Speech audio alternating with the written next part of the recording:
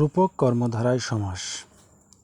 রূপক কর্মধারয় সমাসের সংজ্ঞা হচ্ছে প্রত্যক্ষ বস্তুর সাথে তুলনীয় বস্তুর অভেদ সম্পর্ককে রূপক কর্মধারয় সমাস বলে। অর্থাৎ প্রত্যক্ষ যে বস্তু থাকবে এবং তুলনীয় যে বস্তু থাকবে দুটার মধ্যে অভেদ সম্পর্কই হচ্ছে রূপক কর্মধারয় সমাস। আমরা একটি মাত্র সূত্রের মাধ্যমে রূপক কর্মধারয় সমাস চিহ্নিত করব। অদৃশ্যমান এবং দৃশ্যমান, অর্থাৎ প্রথম অংশ অদৃশ্যমান, দ্বিতীয় অংশ দৃশ্যমান। তাহলে আমরা উদাহরণে যাই। মন মাঝি, মন দেখা যায় না, ছোঁয়া যায় না, এটা অদৃশ্যমান। মাঝি দেখা যায়, সো এটা দৃশ্যমান। শোক অনল, শোক দেখা যায় না, অনল মানে আগুন, আগুন দেখা যায়, এটা হচ্ছে দৃশ্যমান। জ্ঞান বৃক্ষ, জ্ঞান দেখা যায় না, ছোঁয়া যায় না, বৃক্ষ দেখা যায়, ছোঁয়া যায়। তাই আমাদের সূত্রে মিলে যাচ্ছে অদৃশ্যমান এবং দৃশ্যমান। জীবন প্রদীপ, জীবন দেখা যায় না, প্রদীপ মানে আলো, আলো দেখা যায়, এটা দৃশ্যমান, এটা অদৃশ্যমান।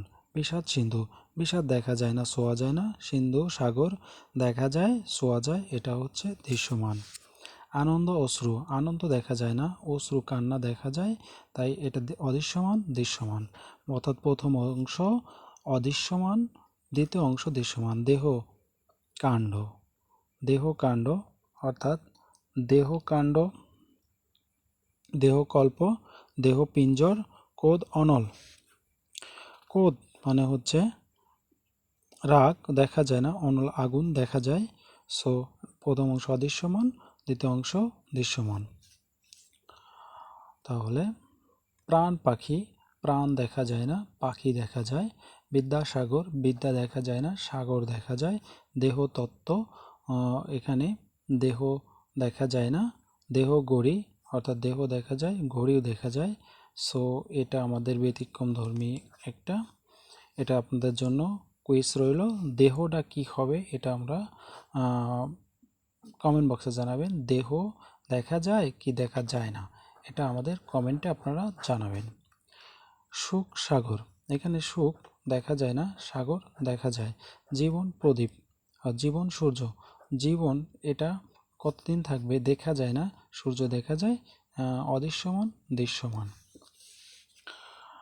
কোদ অনল, আচ্ছা দেখছি ইংলিশে যদি আমরা এই সূত্রটা করি তাহলে abstract noun plus noun, abstract noun plus noun. প্রথম অংশ অ্যাবস্ট্রিক নাউন, দ্বিতীয় অংশ নাউন। সাধারণ অর্থে ব্যাসবাক্যের মাঝখানে রূপক কথাটি থাকলেই রূপক কর্মধারয় হবে। যদি আমাদের সমাসের ব্যাসবাক্য দেওয়া থাকে তাহলে সহজেই নির্ণয় করব। ব্যাসবাক্যর মাঝে রূপক কথাটি নির্ণয় থাকবে, অর্থাৎ রূপক কথাটি থাকলেই রূপক কর্মধারয় সমাস। আমরা একটি মাত্র সূত্র মনে রেখেই রূপক কর্মধারয় শেষ করব। সূত্রটি হলো অদৃশ্য বস্তু এবং দৃশ্যমান বস্তু, অর্থাৎ প্রথম অংশ অদৃশ্য, দ্বিতীয় অংশ দৃশ্য। এই সূত্রটির মাধ্যমে আমরা রূপক কর্মধারয় শেষ করব। ধন্যবাদ সবাইকে।